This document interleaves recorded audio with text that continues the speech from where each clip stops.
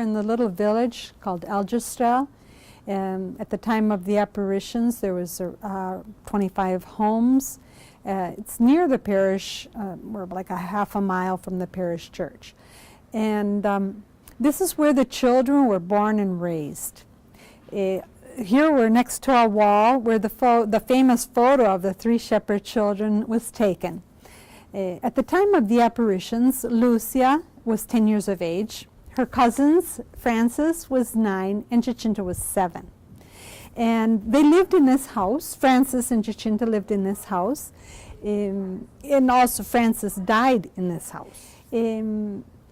Lucia, being the youngest of 7 children, was, we could say, cuddled, cared for, showing lots of affection, and she was like a little doll that her older sisters loved to dress. They would weave, and they would make clothes for her. And I'm just explaining this to help us understand the contrast that will develop after the apparitions and how the relationship with her family will change radically. Because Lucy, being the oldest of the 3, was held responsible for, we could say, inventing the story of the apparitions according to the mother of Lucia. And therefore, she was reprimanded, not only scolded, but her mother would also try to make her, force her to say the truth, because she felt that her daughter was saying a lie which was deceiving many people. And this caused great suffering for Lucia. And also another thing that happened was with the apparitions, being that the COVID area in part was property of the family. There they had their vegetable gardens. Everything was ruined because people would come to the apparition site and inevitably their fields were destroyed. And therefore the family, who was relatively well off before the apparitions, were reduced to great, how you say, poverty. So Lucy, in a certain sense, was held responsible for that difficulty that had developed in the family.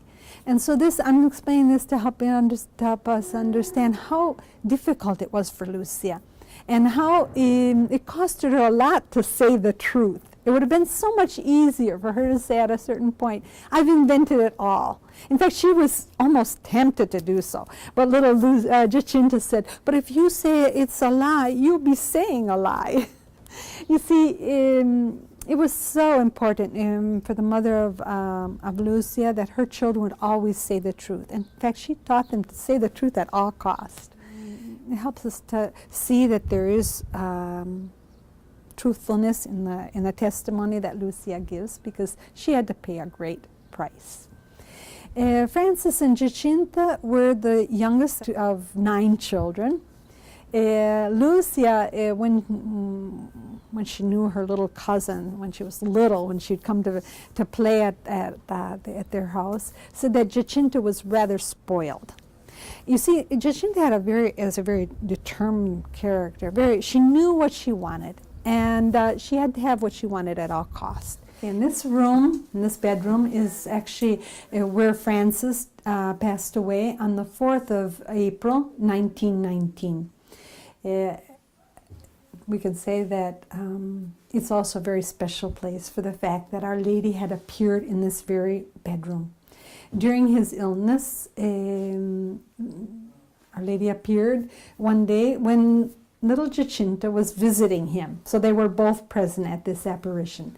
And she said that she would return soon to take Francis with her to heaven. And then she turns to little Jacinta and asks her, do you want to save other souls? And Jacinta, who loved to be able to do everything in her power to save souls, said yes. And she told her that she would have to be recovered in a hospital, and that eventually she would die alone in the hospital. Now, this was the biggest of all sacrifices that she could ask little Jacinta. And so this was the most precious gift that little Jacinta could offer for the conversion of sinners.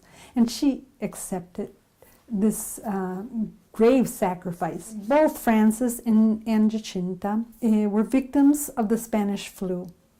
And actually, Francis fell ill around Christmas time in 1918 and would die a few months later.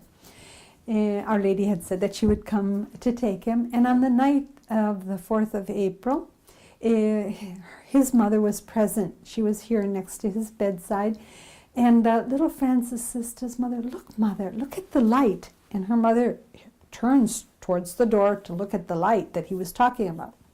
She didn't see anything. She turns around, and Francis had passed away. So she will remain as a testimony to the fact that Our Lady had come to take him as she had promised.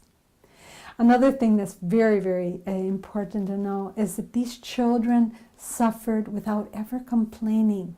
They didn't want anyone to be aware of their sufferings because they wanted them to be pure for God alone to see. And we have testimony of their sufferings thanks to Lucia, who was a witness to this, and also to their great generosity. And we could say they were heroic in their sufferings. Okay, this is the bedroom of the parents of Jacinta and Francisco. And this is where Jacinta stayed when she was ill. We could say that this bed, in a certain sense, was like an altar on which she offered her suffering. Even during the time of the illness, they did not exempt themselves from making sacrifices. And one of these sacrifices, Lucy tells in her memories of these children, when she said that Jacinta one morning says, "Last night I had tremendous sufferings, but I didn't turn around in the bed in order to have something extra to offer to God for the conversion of sinners."